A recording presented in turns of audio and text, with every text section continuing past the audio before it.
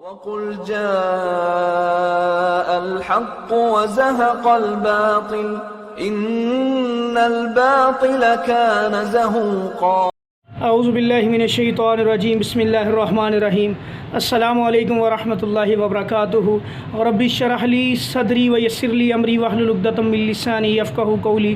सब तारीफ़ें अल्लाह खालिक व मालिक के लिए और अनगिनत लातादाद दुरूद व सलाम नबी करीम हज़रत मोहम्मद सल्लल्लाहु अलैहि वसल्लम की ज़ात गिरामी के ऊपर। प्यारे बहन भाइयों, आज की इस फुर्सत के अंदर एक बड़ा ही अहम टॉपिक है जादू का, जिसके बारे में मैं इंशाल्लाह आपको उसकी अलामात भी बतलाता हूँ और उसका इलाज भी इंशाल्लाह बतलाता हूँ कि इसका इलाज आपने कैसे करना है और इसकी अलामात क्या हैं, इसको कैसे पहचान सकते हैं कि ये जादू हुआ है, और इसके बारे में चंद मैं एहतियाती तदाबीर भी आपको बतलाता हूँ। प्यारे बहन भाइयों, अक्सर लोगों के कपड़ों के ऊपर जादू किया जाता है और ये जो कपड़े इंसान ने पहने होते हैं, जिस्म के साथ लगे होते हैं, जिनको इंसान यूज़ कर लेता है, ये उनके ऊपर जादू किया जाता है। जो इंसान की बॉडी के साथ छू जाते हैं, मस कर जाते हैं, ये जादूगर उनके ऊपर अमल करता है। और जादू के लिए सबसे अहम चीज़ जादूगर को जो चाहिए होती है वो ऐसी ही होती है जो इंसान की जिस्म के साथ टच हुई हो, जिस्म के साथ लगी हो, उसके ऊपर ये ज़्यादा स्ट्रॉन्ग ताकतवर जादू करते हैं, जो ज़्यादा इफ़ेक्ट करता है बंदे के ऊपर। अब ये ऐसे कपड़े जो इंसान की बॉडी के साथ लगे होते हैं, ऐसे कपड़ों को लेके उनके या तो पुतले बनाते हैं या फिर उनके कपड़ों के ऊपर ही अमल करके, ज़्यादातर ये पुतले का अमल करते हैं। पुतला बना के उसको किसी पानी में दबा दिया। जादू बेसिकली तीन चीज़ों के ऊपर किया, हवा में, पानी में, और इसी तरह लटका, हवा में बाज़ औक़ात लटका देते हैं या फिर ज़मीन में दफन किया जाता है। ज़मीन, पानी और हवा, और इन चीज़ों के ऊपर ये क्या करते हैं जादूगर हज़रात, बंदे के नाम को भी बाज़ औक़ात इस्तेमाल करते हैं। अक्सर माएँ बहनें नाम बड़ी खुशी से देती हैं कि जी ये हमारा नाम है, ज़रा बताएं, हिसाब करवाएं, इस्तिखारा करवाएं। बेसिकली ये नाम, हिसाब किताब करवाना भी जादूगरों का ही काम है। अल्लाह ताला इंसान की रहनुमाई ख्वाबों से कर देते हैं, या ये जो अलामात हम बतलाते हैं तजर्बे की बुनियाद पे, इनसे इंसान की रहनुमाई होती है। तो बाज़ औक़ात ये इसी तरह नाम लेते हैं, नाम के हरफ देखते हैं कि कितने हरफ हैं बंदे के और उसकी माँ के, और जितने हरफ जिस चीज़ के करीब आते हैं फिर उस चीज़ के ऊपर ये जादू करते हैं। जैसे नबी करीम सल्लल्लाहु अलैहि वसल्लम पे जादू हुआ था, हज़रत मोहम्मद नाम लिया सल्लल्लाहु अलैहि वसल्लम, और आमना। अब आमना, हज़रत बीबी आमना नबी सल्लल्लाहु अलैहि वसल्लम की वालदा मोहतरमा थी, उनके अंदर एक मीम आता है। इसी तरह मोहम्मद सल्लल्लाहु अलैहि वसल्लम के दो मीम। तो इन्होंने जादू क्या किया, उस यहूदी ने उस जादू को पानी में रखा। माँ, लफ्ज़ अरबी में माँ पानी को कहते हैं, तो उसने वो जादू पानी में रखा ताकि उसका इफ़ेक्ट जाए। इसी तरह नाम को लेके, उसके लफ्ज़ों का देख के फिर उससे उसके इफ़ेक्ट को बढ़ाते हैं ये लोग। साथ प्लस जब इस तरह की चीज़ें, मट्टी ले ली पाँव की, नाखून ले लिए, बाल ले लिए, कपड़े ले लिए, कपड़ों के ऊपर ये अमल करते हैं। तो प्यारे बहन भाइयों, इन चीज़ों से हमने मुहतात कैसे रहना है। अपनी कोई भी चीज़ किसी भी ऐसे बंदे को ना दें, अपनी चीज़ों का ख्याल रखें, अपनी चीज़ों अपने पोजेशन में रखें। पता होना चाहिए आपको कि मेरी कोई चीज़ मिसयूज़ ना हो या ऐसे बंदे के पास ना जाए जो घर में आता है। उसके आते जाते एक्टिविटीज़ पर नोट की रखा करें, नोट किया करें उनको।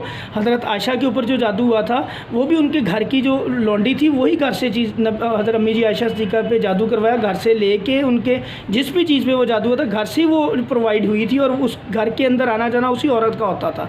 तो बाद में पता चला फिर उसी औरत वही जादू करवाने वालों में से थी। फिर हज़रत अम्मी आयशा ने उसको सज़ा भी दी थी। तो बहरहाल इन चीज़ों का आपने ख्याल रखना है, इन चीज़ों से बचना है। अपने घर के चीज़ों का ख्याल रखें कि कोई चीज़ आपके घर से निकले ना, चोरी ना हो। उन चीज़ों का आने जाने वाले लोग ही इस चीज़ को करते हैं, कोई रिलेटिव हो सकता है, कोई घर में काम करने वाली।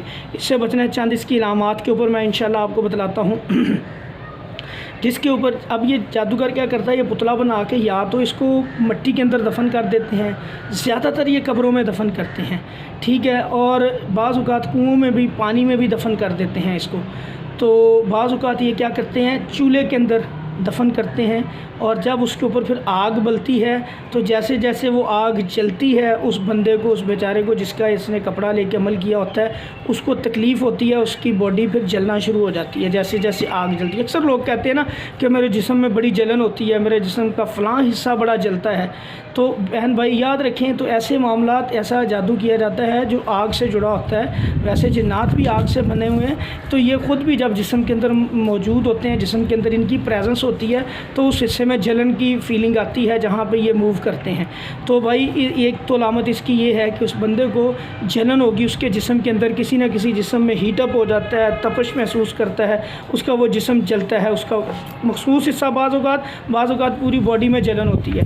तो दूसरा, इसको जिसके लेके पुतला बना के कब्र में दफन किया जाता है उसको अक्सर कब्रिस्तान के ख्वाब आते हैं, उसके ख्वाबों में कब्रिस्तान आते हैं, बाज़ औक़ात मुर्दे आते हैं, बाज़ औक़ात कब्रिस्तान आते हैं या अपने आप को कब्रिस्तान में पाता है। तो ये भी इस चीज़ की पहचान है कि उस बंदे का जादू जो है वो कब्रिस्तान से रिलेट कर रहा है, दफन किया गया है वहाँ पे है। तो उसका आपने हल क्या करना है, मैं एक इधर यहाँ पे एक बड़ा ही ये मुजर्रब अमल है, अल्हम्दुलिल्लाह मैं कुछ पेशेंट्स पे ये अप्लाई कर चुका हूँ, इसका बड़ा अच्छा रिज़ल्ट मिला है हमें। तो जिन लोगों को कब्रों के ख्वाब आते हैं या मुर्दों के ख्वाब आते हैं या कब्रिस्तान का जादू है उनके ऊपर, कब्रिस्तान नज़र आते हैं, तो वो एक काम किया करें, वो अपने मुकम्मल गुस्ल का पानी लेके किसी भी कब्रिस्तान में बहा दें। ये जादू इससे भी इसका काफ़ी रिलीफ़ मिलेगा, वो जादू का असर टूटेगा। यानी कि अपने मुकम्मल गुस्ल करें, उस मुकम्मल गुस्ल के पानी को किसी भी कब्रिस्तान में जाके बहा दें। इंशाअल्लाह अल्लाह के फजल से ये जो कब्रिस्तान में उसका अमल रखा होगा ये ज़ाया हो जाएगा, बातिल हो जाएगा इंशाअल्लाह अल्लाह की तौफीक से। तो दूसरा ये भाई, आपने अक्सर इसमें एक अलामत घबराहट वगैरह भी होती है, कंधों पे बोझ भी रहता है। तो ये मामला, ये चंद अलामात जो मैंने ख़ास बड़ी अलामात जो हैं इस मामले में ये मैंने आपके गोश गुजार की। और अब आपने इसका इलाज क्या करना है, इलाज के अंदर एक काम तो ये गुस्ल का पानी लाजमी आप कब्रिस्तान में फेंकें, अपने गुस्ल का पानी किसी बोतल में डाल दें और वो वहाँ पे फेंकवा दें, किसी बर्तन बड़े में डाल के सारा गुस्ल करके वो मुकम्मल पानी वहाँ पे फेंकवा दें। इंशाल्लाह आप नोट करेंगे ये मामला आपका असर ख़त्म हो जाएगा, ज़ाइल हो जाएगा इसका। दूसरा, आप प्यारे बहन भाइयों जो पढ़ाई करनी है, यहाँ पर 5 वक्त की नमाज़ लाजिम पकड़ ले। जो भी बंदा है, पूरी फैमिली को ऐसा मामला है तो पूरी फैमिली नमाज़ों की पाबंदी करे, सुबह शाम के अज़कार करे और उन पे दवाम करे, अज़कार नहीं छोड़ने। इससे कभी भी जादू नहीं आपके ऊपर। अगर आप सुबह के शाम के अज़कार करते हैं, 5 वक्त की नमाज़ पढ़ते हैं, इंशाल्लाह आप महफूज हैं, आपके ऊपर जादू नहीं इंशाल्लाह होगा।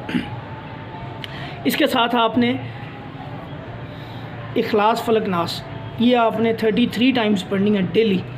और सूरह बकरा का आखिरी रुकू और पहला रुकू 7 दफ़ा पढ़ना है। सूरह फातिहा भी 7 दफ़ा पढ़नी है। सूरह यूनुस की आयत नंबर 81 और 82 ये 100 टाइम्स पढ़नी है। ये पढ़ाई आपने पानी पे दम करके पीनी है इंशाअल्लाह। पानी जब पिएंगे और साथ गुस्ल भी करना है दम वाले पानी से। पानी दम वाला वाशरूम में ना फेंकें, किसी टब शप में बैठ के करके उसको किसी क्यारी में बहा दें, छत पे गिरा दें। तो अल्लाह के फजल से गुस्ल करेंगे, जिस्म से इसके असर ज़ाइल होगा, जिस्म से असर इसका ख़त्म होगा इंशाअल्लाह अल्लाह की तौफीक से। तो ये पढ़ाई आप लगातार 45 डेज़ करें, फिर अल्लाह के हुक्म से ये आपको पहले 7 डेज़ में ही फ़र्क पड़ जाएगा, आपके मामला ठीक हो जाएंगे।